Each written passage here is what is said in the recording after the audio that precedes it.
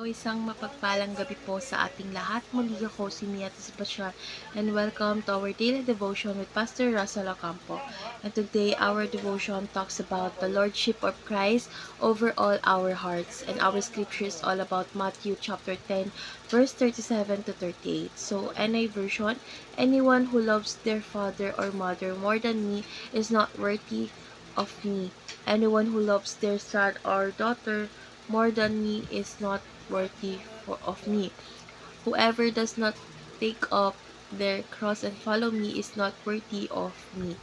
So sa ASND version naman po, ang nagmamahal sa kanyang ama o ina ng higit sa akin ay hindi karapat-dapat sa akin. Ang nagmamahal sa kanyang anak ng higit sa akin ay hindi karapat-dapat sa akin. So ang hindi pumapasan sa kanyang krus at sumusunod sa akin ay hindi karapat-dapat sa akin. So, tungkol saan nga ba tong verse na ito? So, yung verse na ito is nagpapaalala na bagamat mahalaga ang ating pamilya, ang ating pagmamahal, at katapatan kay Jesus ay dapat na higit pa sa anumang relasyon sa ating buhay dahil si Kristo ang dapat unahin at tayo ay tinawag na mag-alay ng buong puso at buhay sa Kanya. So, kahit pa ito'y humihingi ng mga sakripisyo. So dadako na tayo sa ating teaching. So, yung first teaching is the Lord is pro-family.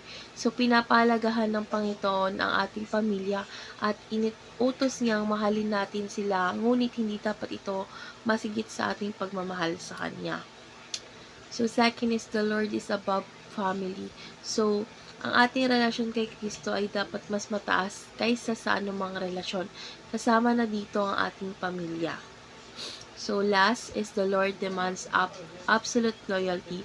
So, hinahanap ng Panginoon ang ating buong katapatan at paghandog ng ating buhay sa Kanya at higit sa lahat ng bagay. So, dadako na tayo sa ating application. So, yung first application is protect your relationship.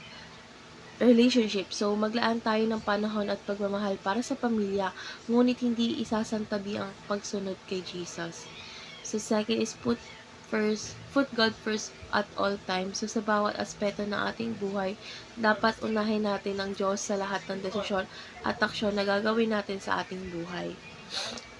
So, last is pledge absolute allegiance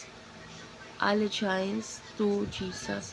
So, maging tapat at buong puso sa ating pagsunod kay Kristo, anuman ang hamon o hadlang. So, dadako na tayo sa ating last part, which is our discussion. And our discussion is talk about why should we put God above our family. So, para sa akin, dapat natin utahin ng Diyos dahil siya ang pinagmumulahan ng lahat ng bagay. Kasama na ating pamilya. So, kapag inilagay natin si Kristo sa una, mas magiging makabuluhan at patatag ang ating relasyon sa pamilya. So, ang pagsunod kasi kay Kristo ay nag-aakay sa atin na mahalin at gabayin ang ating pamilya ng mas maayos sa ilalim ng kanyang pamamahala. So, ang ating katapatan ay kay Jesus ay nagbibigay sa atin ng tamang pananaw sa lahat ng relasyon at ito rin ang susi sa tunay na pagpapala at tagumpay.